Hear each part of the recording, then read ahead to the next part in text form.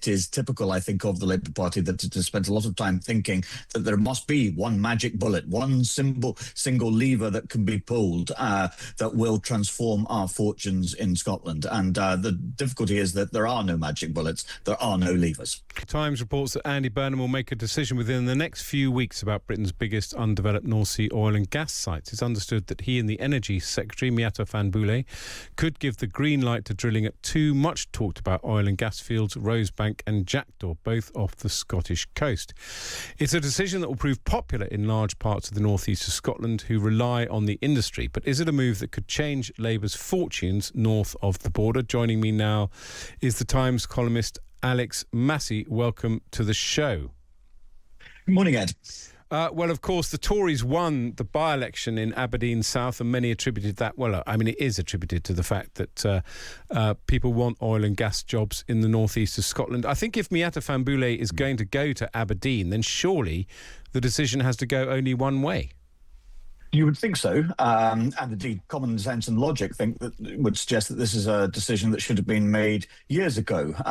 Because at the moment we are in the extraordinary position where we subject oil and gas exploration in UK territorial waters to climate change compatibility tests that we do not apply to oil and gas imported from Norway, which is also removed from the same North Sea basin as UK oil and gas and so on. I mean, the whole thing is absolutely crazy, it seems to me.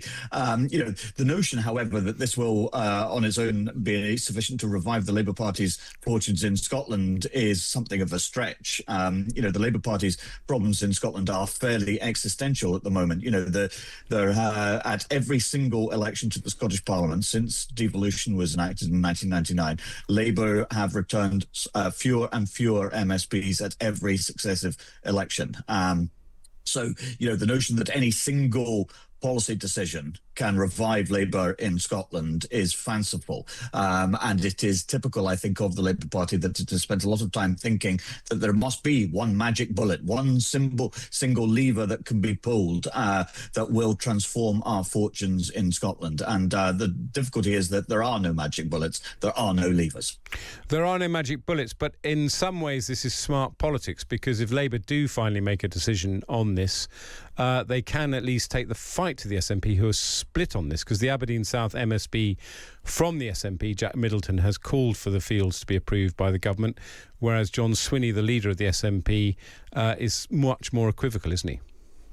Yes, I mean, the SNP have had a very strange position on this for a number of years now. And you're right that there is a split in the SNP between, if you like, broadly speaking, nationalists in the northeast of Scotland, or if you like, Highland nationalists, and nationalists in Glasgow and the Central Belt and so on, who place a much greater emphasis on climate change and other issues as opposed to energy and oil and gas. But in the end, this has caused the SNP difficulties in the northeast of Scotland, undoubtedly. You're absolutely right that it was one of the major contributory factors to the Conservatives winning the Aberdeen South by-election. But again, it's just, you have to look at these things sort of holistically and in the round and so on. The notion that individual policies will have a catalytic and transformational effect for the Labour Party in Scotland is just fundamentally mistaken. You have to do everything all at once, and that is why it is so difficult. And it's even more difficult when your leader in the Scottish Parliament decides to take a peerage, head south and join the Westminster government. Has that had a big impact on how people are looking at Labour at the moment?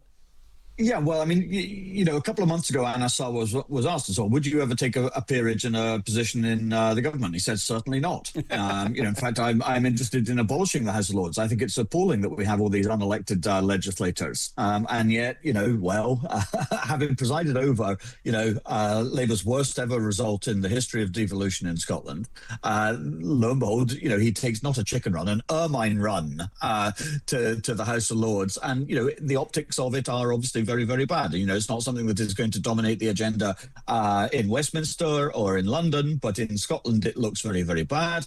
Yes, Anna Sawar can say that, our terrible result in Scotland was not made in Scotland. And there's a good deal of truth to that, that Keir Starmer's unpopularity and the way in which his government wasn't just disliked, but actually loathed in many ways, was a major contributory factor to Labour's poor performance in Scotland. There's no getting away from that. That's absolutely true. At the same time, however, the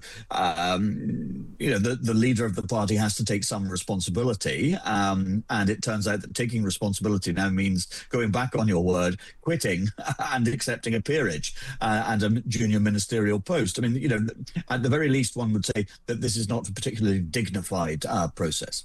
Yeah, there are so many lines in your reply there that I was thinking the SNP will have a field day with this for many months to come. Is there a great figure in the Scottish Parliament for Labour who could take up the reins and rejuvenate the party's fortunes? Is there a standout replacement candidate? Well, again, I think, this sort of constant search for the great man or the great woman, who will transform the party's fortunes in Scotland is, again, part of the problem. The fundamental difficulty for the Labour Party in Scotland is that if you put the constitutional question to one side, and actually the constitutional question has been put to one side because there is a tacit acknowledgement, even from in the SNP at the moment, that Scottish independence is an issue that has been parked for the time being. But if you put that to one side, what do you get from the Labour Party in Scotland that you can't already get from the SNP? And the answer to that question is not very much.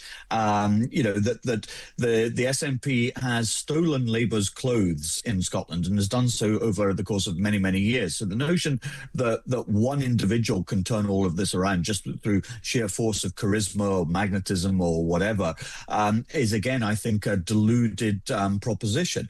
When it comes to the runners and riders for this contest and so on, Michael Mara, the Dundee MSP, who's the party's finance spokesman in the Scottish Parliament, is a credible, coherent, plausible candidate. Monica Lennon might well be the candidate from the Labour left. Ironically, she is only getting into the Parliament because she will inherit Anna Sawar's seat on the list. So she's mooted as a possible contender. There are various other people like Paul Sweeney from the sort of communitarian co-op left, Daniel Johnson from Edinburgh, who'd be, if you like, on the sort of smart-suited, business-friendly side of the Labour Party. But again, none of these individuals on their own, it seems to me, can transform the Labour Party's fortunes in Scotland, because their difficulties are, if not existential, then quite close to existential now. Very interesting. That's Alex Massie, the Times columnist, who I think in that interview gave me a sense that Labour's problems in Scotland are much more deep-seated than perhaps I had thought before.